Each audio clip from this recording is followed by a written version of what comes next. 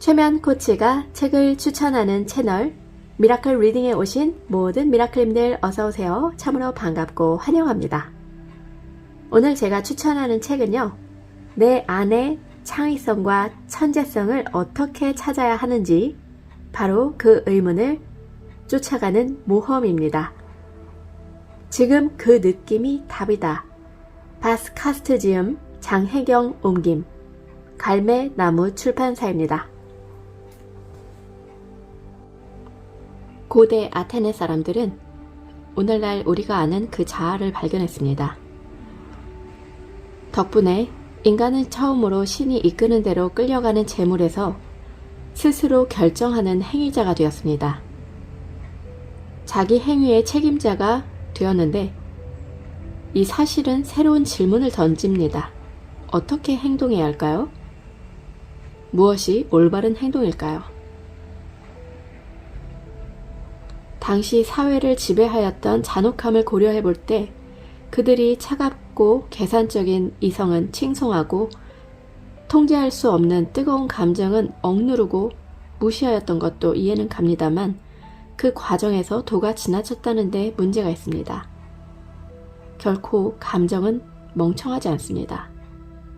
감정은 사고의 적군이 아니라 우리의 생각과 인지를 조절합니다. 모든 감정이 세상을 바라보는 자기만의 시각을 드러내기 때문입니다. 감정이 우리의 두뇌를 이런저런 게임 모드로 전환시킬 때마다 현실도 이전과는 다른 새로운 빛을 띠게 되었습니다. 감정은 이제 창조적인 사고의 엔진이 되었습니다. 창의성에선 무엇보다 사물을 평소와 약간 다르게 보는 것이 중요하기 때문입니다. 조증이 된다는 것은 평소 마음속의 비평가나 머릿속 필터 역할을 맡아 무의식에서 들끓는 연상들을 의식으로 올라오지 못하게 막는 이성의 부위가 제 기능을 하지 못하는 것입니다. 프로이트는 이를 설명하기 위해 두 개의 방과 문지기의 비유를 들었습니다. 작은 방인 응접실에는 의식이 살고 쉬지 않고 새로운 연상과 아이디어가 탄생하는 큰 방에는 무의식이 삽니다. 두 방 사이에는 문지기가 서서 무의식의 충동을 점검하고 필요하다면 작은 방으로 못 들어가게 막습니다. 이 조증의 시기에는 이 문지기가 휴가를 갑니다.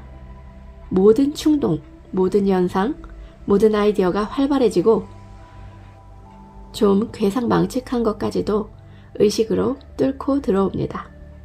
머릿속에서 아이디어가 폭발합니다. 그래서 진짜 조증이 찾아올 때는 오히려 창의적이지가 않습니다. 그러나 약간의 조증, 즉 경조증은 정신을 약간 뒤흔들되 혼란으로까지 치닫지는 않습니다. 민스키는 이를 마이크로 조증이라 불렀습니다. 이 경조증은 마음속의 비평가를 살짝 자제시키고 머릿속 필터 투과성을 약간 높여 창의성 사고를 촉진시킵니다. 정반대 우울증은 조증에 반대 작용을 하는데 생각의 흐름을 막습니다. 머릿속 비평가가 활기를 쳐서 모든 것에 기를 죽입니다. 우울증의 시기에는 아무것도 쓸모없게 느껴집니다. 문지기가 모든 생각을 다 돌려보내고 목을 조르고 정신의 흐름을 멈추게 합니다. 조증도 우울증도 그 자체로는 창의적이지 않습니다. 하지만 마이크로 조증에 마이크로 우울증이 뒤따르면 사람을 상당히 생산적인 상태로 만들 수가 있습니다. 마이크로 조증일 때는 아이디어가 샘솟습니다. 그 중에는 말로 안 되는 것도 있습니다. 그래도 괜찮습니다. 이어지는 마이크로 우울증이 비판적으로 선별을 할 테니까. 머릿속으로 일어나는 다윈식, 자연 도태인 셈입니다. 이런 양극의 과정은 민스키가 추측했듯 초단위로 빠르게 또 대부분 무의식적으로 진행되기 때문에 우리는 전혀 그 사실을 알아차리지 못합니다. 그러니까 아마도 창의적 사고는 애당초에 양극적으로 진행되는 것 같습니다. 그리고 위대한 수학자나 위대한 음악가, 시인, 다른 창의적인 인재들에게는 이런 양극적인 과정이 남들보다 더 격하게 진행되어 그들을 통제 불능 상태에 빠뜨리는 것 같습니다.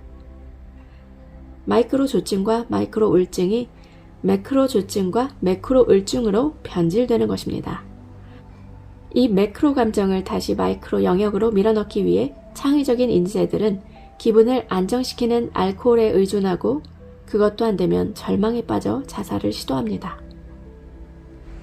반쯤 미친 것은 미친 것이 아니다. 음악가들은 수학자들보다 더 심한 감정 기복에 시달립니다. 루트비 반 베토벤이 가장 극단적인 사례입니다. 베토벤은 그의 마음에 여러 개의 기분이 동시에 있는 것이 아닌가 하는 의심이 들 정도로 기분이 순식간에 이랬다 저랬다 바뀌었습니다. 그가 음악을 선택한 것도 과연 그러한 감정 기복과 관련이 있지 않을까요? 아무래도 언어나 숫자보다 소리가 내면 세계의 모순을 표현하기에 더 적합한 수단이었을 테니까 말입니다. 베토벤의 감정 혼란은 조카 카를과 관련된 사건에서 가장 여실히 드러났습니다. 베토벤은 동생의 아내 요한나를 엄청 미워했다고 알려져 있습니다. 사실은 그가 그녀를 사랑했으며 그의 미움도 알고 보면 애증이라는 소문이 돌았지만 말입니다. 동생이 세상을 뜬 뒤에 베토벤은 조카를 빼앗아 와서 자기 아들을 삼으려 했습니다. 그는 아이의 엄마인 요한나와 양육권 소송을 시작했고 결국 승소했습니다. 그러나 그의 승리는 도리어 조카 카르를 아주 힘들고 우울하게 슬프게 만들었습니다. 베토벤은 카르를 천재적인 피아니스트로 만들고 싶어 했고 그게 아니면 적어도 위대한 학자는 될 것이라 믿었습니다. 그러나 카르는 베토벤을 따를 뜻이 없었습니다. 큰아버지의 강압을 견디지 못한 카르는 결국 자기 머리를 향해 총알을 날렸지만 다행히 자살 시도는 실패로 돌아갔습니다. 결국 카르는 욕심 많은 큰아버지의 소나기에서 벗어날 수 있었고 지극히 평범했지만 만족스러운 인생을 살 수가 있었습니다. 오스트리아 희곡 작가 프란츠 그릴 파르처는 베토벤을 야생동물이라 불렀고 반쯤 미쳤다 표현했습니다. 그랬을지도 모르지만 베토벤 역시 완전히 미치광이가 되어버렸던 것은 아닙니다. 다만 심한 감정 기복에 시달렸고 그에 따라 음악의 색깔도 매번 달라졌습니다. 그는 감정 기복이 심했던 수많은 작곡가들 중에 한 사람에 불과했습니다. 슈만은 결국 천사가 세상에서 가장 멋진 음악을 불러준 직후에 라인강으로 뛰어들었고 여생을 정신병원에서 보냈습니다. 슈만은 정말 미치광이가 된 소수의 작곡가 중 하나였습니다. 감정 기복, 알코올 중독, 자살이라는 트리오는 위대한 작곡가들에게서 상대적으로 자주 목격되는 현상입니다. 그러나 그들보다 더 많이 이 트리오에 빠지는 사람들이 있으니 바로 작가와 시인들입니다. 작가의 80%가 감정장애를 앓았고 그중 43%는 양극성 우울증을 앓았습니다. 비교 집단에서는 감정장애 비율이 30%에 불과했고 양극성 우울증은 10%밖에 되지 않았습니다. 또한 알코올 중독의 경우 작가의 거의 3분의 1이 해당되었지만 비교 집단에선 그 비율이 겨우 7%에 불과했습니다. 특히 충격적인 것은 조사가 진행되는 와중에 작가 2명이 자살을 했다는 사실입니다. 미국 정신과 의사들이 20세기가 낳은 유명인 1000명의 전기를 분석했더니 작가와 시인이 우울증, 알코올 중독, 자살 부문에서 상위권을 차지했습니다. 위대한 작가들의 삶을 들여다보아도 감정 기복과 알코올 중독, 자살 충동이 그들의 일상사라는 생각이 듭니다. 다행히 작품에서만 자살을 실행에 옮긴 작가도 있습니다. 가장 유명한 사람이 바로 괴테인데요. 괴테는 청년 시절 내내 자살을 꿈꾸었습니다. 시와 진실에서 그는 베르테르의 시절을 돌아보며 이렇게 고백합니다. 무기를 제법 많이 수집했는데 상당히 예리한 고급 단도 한 자루도 있었다. 그것을 늘 침대 옆에 두었다. 불을 끄기 전에 날카로운 칼끝을 가슴에 대고 과연 깊이 밀어넣을 수 있을지 실험하곤 했다. 하지만 괴테는 자살 충동을 이겨냈고 모든 우울증, 허튼 짓을 버리고 살기로 결심해 83세까지 살다 세상을 떠났습니다. 정말 이루고 싶었던 자살 충동을 작품 안에서 이루었던 것 같습니다. 굉장히 현명하죠? 우리의 감정들은 이렇게 내 안에서 요동을 칩니다. 바라봐주고 안아주고 그리고 허용해달라고 자꾸 두드려주는데 그것을 알아차리지 못하는 이 아둔한 인간들은 늘 중독에 살고 늘 자살 충동에 빠지고 늘 허둥댑니다. 어떻게 하면 좋을까요? 자, 여러분, 우리의 무의식은, 우리의 감정은 바로 똑같습니다. 나의 창의성은 바로 원천이 무의식에 있다 합니다. 의식적인 이성은 한 줌의 정보밖에 처리할 수 없기 때문에 보통 이성은 질서정연하다. 하지만 기존의 질서에선 정말로 새로운 것이 탄생할 수 없다. 진정으로 새로운 것은 혼돈의 정리를 통해 탄생하는 법이다. 매우 창조적인 것을 탄생시키는 일은 이성의 임무가 아니다. 그럼 무의식의 혼란을 억압하는 것도 필요하죠. 프로이트가 앞서 깨달았듯 우리 이성의 일부에는 무의식에서 쉬지 않고 만들어졌다, 소멸되었다, 다시 만들어지는 연상들을 감시하고 차단하는 일만 합니다. 이런 연상의 대부분은 무의미한 생각의 결합이나 기괴한 아이디어들이기에 사실 그런 감시와 차단은 의미 있는 작업입니다.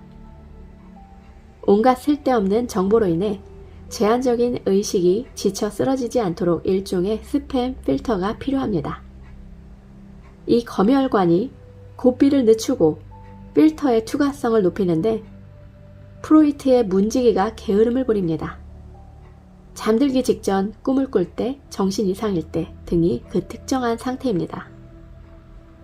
무의식의 연상이나 이미지들이 자유롭게 의식으로 들어갈 수 있는 겁니다. 새로운 것에 마음을 열고 창의적이 되기 위해서는 머릿속 필터의 구멍을 살짝 넓힐 필요가 있겠지만 너무 크게 구멍을 뚫어 정신 이상이나 끝없는 꿈의 세계로 추락해서는 안 됩니다. 그러니까 이성을 잃지 않으며 무의식의 자극에 마음을 열어야 하는 겁니다. 하버드 대학의 셀리 카슨이 입증할 만한 증거를 제시했는데요. 실험 참가자들에게 여러 개의 단어를 보여주고 예를 들어 BIM 이란 철자가 몇 번 나오는지 세어보라고 했습니다. 하지만 이 문제만 풀면 너무 쉽기 때문에 가끔 소음을 틀어서 집중을 방해했는데 대부분 사람들은 시간이 갈수록 소음에 별 신경을 쓰지 않았지만 그들의 뇌가 소음을 차단시켜 소음이 더 이상 의식으로 밀고 들어가지 못했던 겁니다. 여기까진 맛보기였어요. 이제부터가 본격 실험인데요. 모니터에 앉힙니다.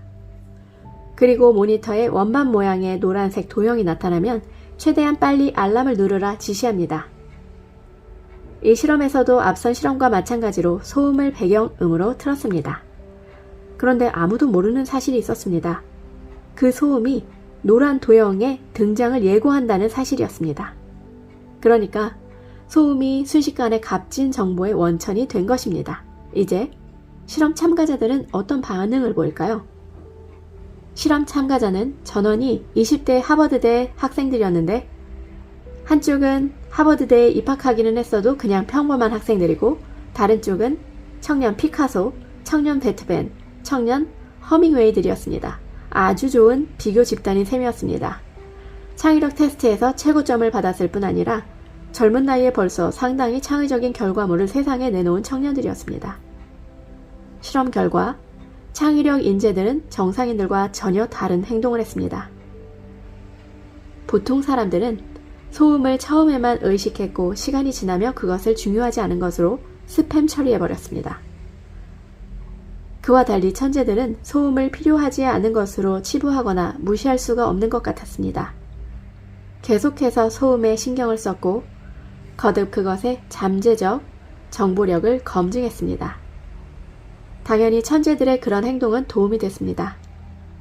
정상인들과 달리 이들은 소음이 도형의 등장을 알리는 신호라는 사실을 금방 알아차렸고 덕분에 테스트에서 더 좋은 점수를 거두었습니다. 창의적 인재의 비밀이 무엇이건 어쨌건 그들은 양극단을 오가는 것 같았습니다. 정신의 불모와 정신 이상 사이를 오가는 것 같았습니다. 다만 그들은 혼란의 가장자리에서 균형을 잘 잡아 어떻게든 추락하거나 혼란에 빠지지 않고 지금껏 아무도 밟지 않는 미지의 땅에 발을 내딜 수가 있었습니다.